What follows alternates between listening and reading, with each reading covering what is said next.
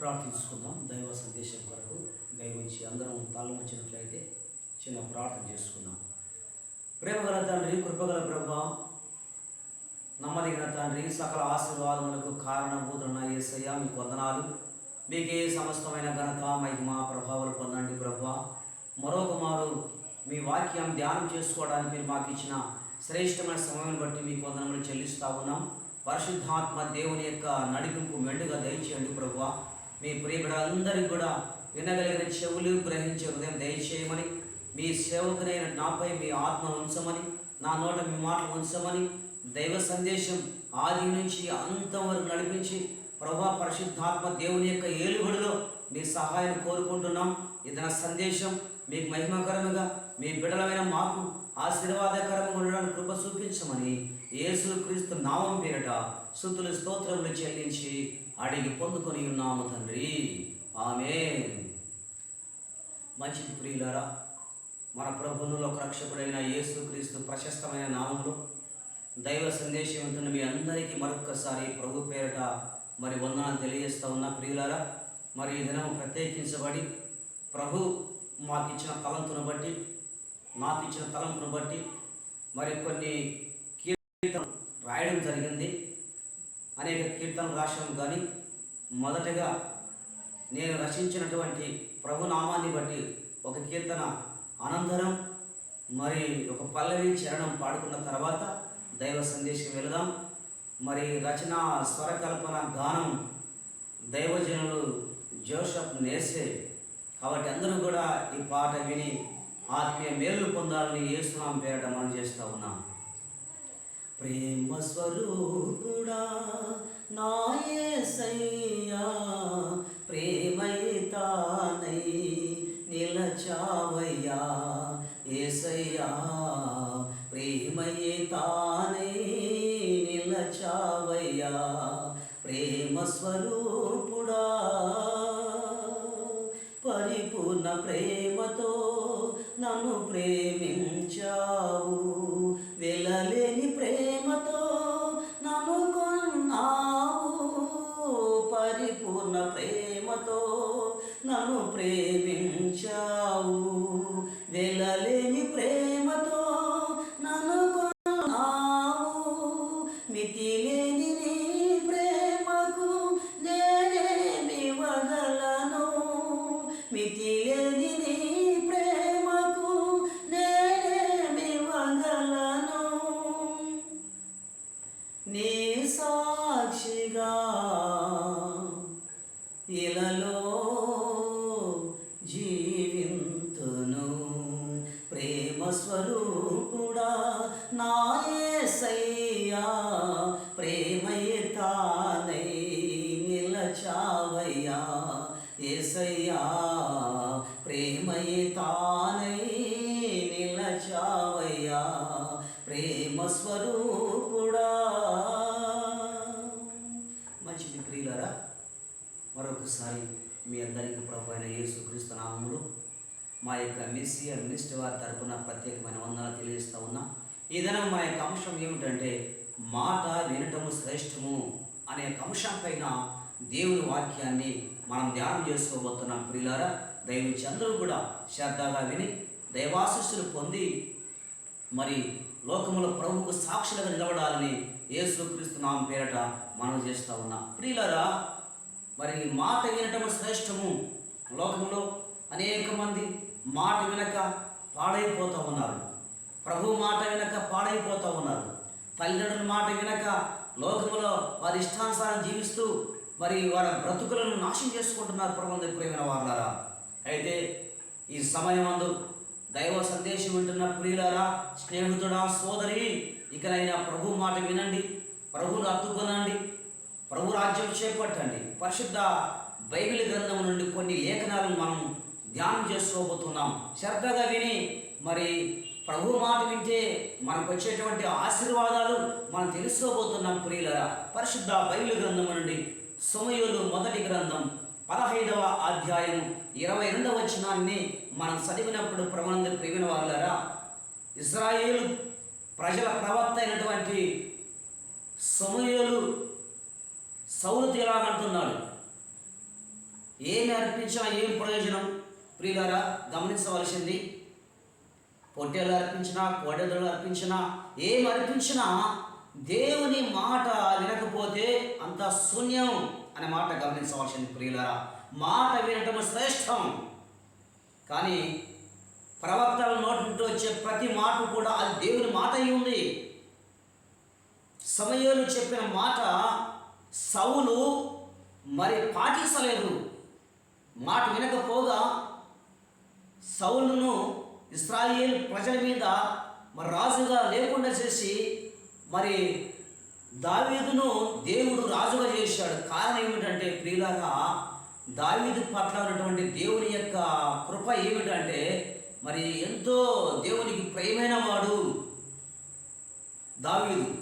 అందును బట్టి సౌలు మాట వినకపోగా రాజరికాన్ని కోల్పోయినాడు. ప్రభువునందు ప్రియమైన వారులారా, మరి ఈ సమయంలో ప్రభువు మాట వినకుండా, తల్లిదండ్రుల మాట వినకుండా, మరి పెద్దల మాట వినకుండా లోకంలో యవనస్తులు అనబడి వారు చాలా చెడిపోతూ ఉన్నారు. మాట వింటే శ్రేష్టమైన ఈవిని మనం పొందుకుంటాం. అందుకే దేవుడు ఒకానొక సందర్భంలో ఇలాగంటాడు, ఓ ఇశ్రాయేలు, నీవు నా మాట వినిన యెడల ఎంత మేలు. మాట వినడంలో మనకు మేలు దొరుకుతున్నాయి. ప్రభువునందు ప్రియమైన వారులారా, కాబట్టి మాట వినడం శ్రేష్టం. దేవుని యొక్క మాట వినడం శ్రేష్టం. దేవుని మాట విన్నట్లయితే పరస్పర ప్రతి ఆశీర్వాదాన్ని మనం పొందుకుంటాం ఈ లోకంలో. ప్రభువునందు ప్రియమైన వారులారా, మరి అందుకే ఇక ప్రవక్త అయిన సమూయేలు గారు అంటున్నారు, మాట వినటము శ్రేష్టము. మరి సమయం ముందు దైవ సందేశం వింటున్న ప్రియులారా, ప్రభు మాట వినండి. వింటే మన జీవితాలు చక్కబడతాయి, వింటే మన కుటుంబాలు బాగుపడతాయి. ప్రభువునందు ప్రియమైన వారులారా, ఆయన మాట వినే ప్రతి వ్యక్తి జీవితంలో మరి గొప్ప ఆశీర్వాదాలు పొందుకుంటుండగా పరిశుద్ధ గ్రంథం చెప్తుంది. ప్రభువునందు ప్రియమైన వారులారా, కాబట్టి మాట వినటము శ్రేష్టము. పరిశుద్ధ బైబిల్ గ్రంథం నుండి పరిశుద్ధుడైన మత్తయి సువార్త 7వ అధ్యాయము 24వ వచనాన్ని మనం చదివినప్పుడు ప్రభువునందు ప్రియమైన వారులారా, యేసుక్రీస్తు ప్రభు చెప్తా ఉన్నారు, యేసుక్రీస్తు ప్రభు యొక్క మాట విన్న ప్రతి వారు కూడా బండ మీద తన ఇల్లు కట్టుకుంటారంట. ఎక్కడ? బండ మీద. బండ అనగా యేసుక్రీస్తు ప్రభుల వారి ఇల్లు అనగా నీ యొక్క హృదయమే. నీ హృదయాన్ని యేసుక్రీస్తు అనే బండ మీద కట్టుకున్నట్లయితే కనుక ప్రియమైన వారులారా, లోకంలో ఎన్ని సంభవించినా నీవు భయపడవు. కారణం ఏమిటంటే నీ హృదయం అనే ఇల్లు క్రీస్తు అనే బండ మీద కట్టబడింది కాబట్టి నీవు భయపడనక్కర్లేదు. ప్రభు సహాయం ఇస్తా ఉన్నాడు. ఎందుకంటే బండ మీద నువ్వు కట్టబడ్డావు. నీ ఇల్లు బండ మీద ఉంది. పెను తుఫాన్లు వచ్చినా, పెనుగాలు వచ్చినా భయపడనక్కర్లేదు. అంటే అలాంటి శ్రమలు, అలాంటి కష్టాలు, అలాంటి శోధనలు వచ్చినా భయపడనక్కర్లేదు. ఎందుకంటే ప్రభువునందు ప్రియమైన వారులారా, నీవు నీ ఇంటిని ప్రభు మాటలు విని క్రీస్తు అనే బండ మీద కట్టుకున్నావు కాబట్టి భయపడనక్కర్లేదు.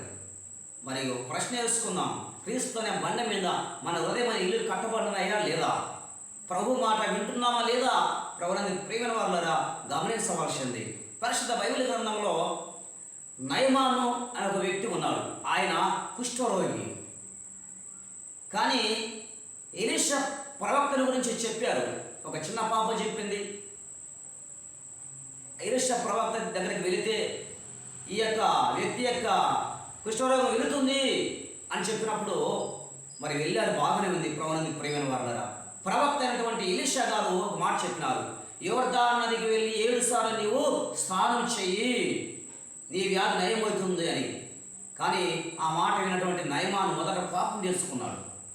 అయితే ప్రియమైన వారులారా, తన దాసులలో ఒక ఆయన వచ్చి అంటున్నాడు, మరి ఏమంటున్నాడు ఆయన, ఏదైనా ఒక గొప్ప కార్యం చేయమంటే ఆ ప్రవక్త చేస్తావు కదా, మరి అంతకంటే మరి చిన్న పని ఏంటంటే యోర్దాను నదిలో 7 సార్లు మునగడమే కదా అని తన దాసుడు చెప్పినప్పుడు ఆయన ఆలకించాడు. ఆ దాసుని యొక్క మాట విన్నాడు. ప్రభువునందు ప్రియమైన వారులారా, ఆ దాసుని యొక్క మాట విని ఈ నయమాను ఆ యోర్దాను నదికి వెళ్ళి 7 సార్లు మునిగి లేచినప్పుడు ఆయన దేహం ఏమైంది ప్రియులారా? శుద్ధుడయ్యాడు. దేవుని స్తోత్రం కలుగునగాక. చూడండి, కుష్టి వ్యాధి సహితమే లయమైపోయింది. మాట వినటము శ్రేష్టం. ప్రభునందు ప్రియమైన వారులారా, ఈ సమయం అందు దైవ సందేశం వింటున్న ప్రియులారా, ప్రభు మాట మనం వింటున్నామా లేదా? ఒకసారి మన జీవితాన్ని పరీక్షించుకుందాం. మనం అంటాం కానీ మనం చెప్తామే కానీ చేయం. నా మాట విను అంటాం కానీ మాట వినేవాడే మాట వినకుండా పోతా ఉంటాడు. ఇక ఎలా వింటారు? ఒకనొక గృహంలో ప్రతిరోజు కూడా తండ్రి ఇంటికి మందు తెచ్చుకుని తాగుతుంటాడంట. ఎక్కడికి బయట కాకుండా ఇంట్లో తెచ్చుకొని బల్ల మీద పెట్టుకొని తాగుతా నంచుకుంటా తింటూ ఉంటాడంట. నాకు చెప్తున్నాడు సాక్ష్యం. అయితే కుమారుడు చూస్తూ ఉన్నారు. ఇదంతా కుమారుడు చూస్తూ ఉన్నారు. ఒకరోజు చిన్న కుమారుడు అన్నాడంట, నాన్న రోజు నీవేనా తాగేది? నాకు ఇస్తే నేను తాగుతాను కదా అన్నాడంట. తెలియదు పాపం పిల్లవాడు. ఈయన అన్నాడు, నువ్వు కూడా తాగుతావా? ఈ చిన్న మాట తాగితే కాయిపు అవుతుంది, పెద్ద మాట తెస్తాలే, అది కాయిపు కాదన్నాడంట. అంటే ప్రియులారా, తండ్రి కుటుంబానికి మాదిరికరంగా ఉండాలి. తండ్రి చెప్పే మాట పిల్లలు వినాలంటే ముందు నువ్వు దేవుని మాటని మార్పు పొంది నువ్వు జీవిస్తే నీ పిల్లలు కూడా నీ మాట వింటారు. ఒక తండ్రిగా నీ ఉండి నీ బ్రతుకు సరిగా లేకుండా మరి పిల్లలు చెప్తే నీ మాట ఎవరైనా వింటారా? వినరు కదా ప్రియులారా. కాబట్టి గమనించవలసింది, పిల్లలకి చెప్పే స్థాయిలో మనం ఉండాలి, మన నడతలు బాగుండాలి.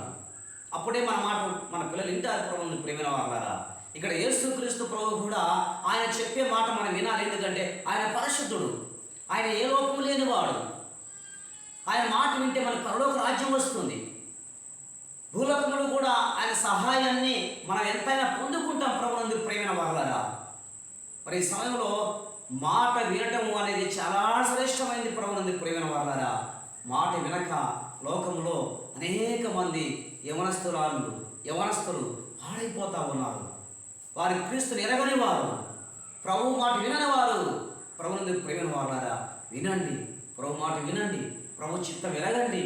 క్రీస్తు అనే బండ మీద మీ హృదయాలు కట్టుకోండి. అప్పుడే ప్రభు ఇచ్చేటువంటి ప్రతిఫలాన్ని మనం పొందుకుంటాం. ప్రభువుని ప్రియమైన వారులారా, పరిశుద్ధ బైబిల్ గ్రంథం నుండి లూకా సువార్త 5వ అధ్యాయం మనం చదివినప్పుడు, ప్రభువుని ప్రియమైన వారులారా, యేసుక్రీస్తు ప్రభు ఒకానొక రోజు శిష్యులతో సంభాషణ చేస్తూ ఉన్నారు. ఆ యొక్క సముద్రంలో రాత్రి అంతా కూడా ఈ శిష్యులు చేపలు పట్టడానికి వెళ్ళారు. అంటే అప్పటికి వారి శిష్యులు కాలేదు. రాత్రి అంతా ప్రయాసపడినారు. ఇంకా తెల్లవారింది, సముద్రం ఒడ్డుకు వచ్చినారు. వారి వలలు కడుక్కుంటా ఉన్నారు. అయితే యేసుక్రీస్తు ప్రభువు వారు అంటున్నారు, వారి యొక్క ధోనిని కొంచెం లోతుకు నడిపించి మీ యొక్క ఓలలు వేయండి అన్నారు. అప్పుడు ఈ యొక్క పేతురు ఉన్నాడు కదా, ప్రభు శిష్యుడు, బోధకుడా, ఏలినవాడా, రాత్రంతా ఇదే సముద్రం మీద చేపలు పట్టాం, కానీ ఏ ఒక్క కూడా చేప పడలేదు. ఏంటి? ఏం పడలేదు. వాళ్ళు శుభ్రం చేసుకుంటున్నారు. కానీ ఆయన అంటాడు, ఇప్పుడు నీ మాట చొప్పున వేస్తున్నామని చెప్పేసి వాళ్ళు విసిరారు. దేవుని స్తోత్రం కలుగును గాక. ఎవరి మాట చొప్పున?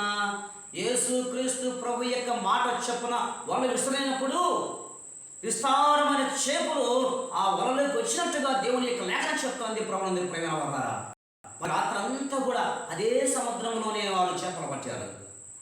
ఒక్క చేప కూడా పడలేదు. అది తెల్లవారిన తర్వాత యేసుక్రీస్తు మాట చొప్పున వారు వల వేస్తే విస్తారమైన చేపలు అక్కడ పడ్డాయి. దేవుని స్తోత్రం కలుగును గాక. ప్రియులారా, ప్రభు మాట మనం విన్నట్లయితే కనుక విస్తారమైనటువంటి ఆశీర్వాదాలు మనం పొందుకుంటాం. ప్రభువుని ప్రియమైన వారులారా, ఇకనైనా మారు మనసు పొంది రక్షణ పొంది యేసయ్య చెప్పిన మాట విందాం. ద్వితీయోపదేశ కాండం 28వ అధ్యాయం మొదటి నుంచి కొన్ని వచనాలు మనం చదివినప్పుడు, దేవాది దేవుడైన సృష్టికర్త దేవుడైన యెహోవా దైవజనుడైన మోషేతో రాసినటువంటి అధ్యాయాన్ని మనం చూస్తూ ఉన్నాం. ఆ ద్వితీయోపదేశ కాండం 28వ అధ్యాయాన్ని మనం చదివినప్పుడు మొదటి నుంచి కొన్ని ఆశీర్వాదాలు మనం చూస్తూ ఉన్నాం. ఆయన మాట మనం విన్నట్లయితే మన గర్భఫలం దీవించబడుతుంది. మన కుటుంబంలో ఉన్నటువంటి పాత్ర, అంటే మనం తినే ఆహారం యొక్క పాత్ర దీవించబడుతుంది. అంటే కొరత ఉండదు అని అర్థం. దేవుని స్తోత్రం కలుగును గాక. ఇంకా ఏమంటాడు? ప్రభువుని ప్రియమైన వారులారా, మనం చేసే ప్రతి పనిలో కూడా దేవుడు ఆశీర్వాదాలు ఇస్తూ ఉన్నాడు. మీ పంట పొలం దీవించబడతాయి, నీ గర్భఫలం దీవించబడుతుంది, బయటికి వెళ్ళిన దీవించబడతారు, లోపలికి వచ్చి దీవింపబడతారు. సమస్తం దీవెనకరంగా మారిపోతుంది. దేవుని స్తోత్రం కలుగును గాక. ఇలాంటి దీవెన నీకు కావాలన్న స్నేహితుడా సోదరి గమనించండి. దీవెనలు పొందుకోవాలంటే ప్రభు మాట మనం వినాలి. ఈ సమయం అందు ఒక దైవదాసునిగా, మీ అన్నగా, మీ తమ్మునిగా మీకు సెలవిస్తున్న యేసుక్రీస్తు నామం పేరట ప్రియులారా, నేను కూడా ప్రభు మాట విన్నా, ప్రభు చిత్తానికి లోబడ్డా, ప్రభు సేవకునైపోయినా. నా 18వ సంవత్సరం ఏటనే ప్రభు పిలుపుకు నేను లోబడి సమస్తంగా చదువు కూడా పక్కన పెట్టి ప్రభు చేయడం ప్రారంభించారు. ప్రభుని ప్రేమ వల్ల కానీ ఏమిటంటే ప్రభు మాట మనం వినాలి. ప్రభు మాట వింటే తప్పకుండా దైవాశీస్సులు పొందుకుంటాం. అటు కృప పరిశుద్ధాత్మ దేవుడు సహాయం చేసి నడిపించునుగాక. చిన్న ప్రార్థన చేసుకుందాం. ప్రేమగల తండ్రి, కృపగల ప్రభువా, నమ్మదగిన దేవుడా, మీకు వందనాలు. మీకే సమస్తమైన ఘనత, మహిమ, ప్రభావాలు పొందండి అయ్యా. సందేశంలో ప్రతి బిడ్డను దీవించండి, ఆశీర్వదించండి. మీ మాట మేము వినిన ఎడల మాకు మేలుచే దేవునిగా మీరు మాకు నిదానం బట్టి కృతజ్ఞతాస్తుతులు స్తోత్రములు చెల్లిస్తూ ఈ సందేశం 30ంతలుగా 60ంతలుగా 100ంతలుగా మీ బిడ్డల హృదయాలను ఫలింపజేయమని ప్రార్థన చేస్తూ మమ్మల్ని తగ్గించుకుంటూ మీ నామమును హెచ్చిస్తూ మా ప్రభువును లోకరక్షకుడైన యేసుక్రీస్తు ప్రశస్తమైన నామములో స్తుతులు స్తోత్రములు చెల్లించి అడిగి పొందుకుని నామ తండ్రి. ఆమేన్, ఆమేన్. ప్రభు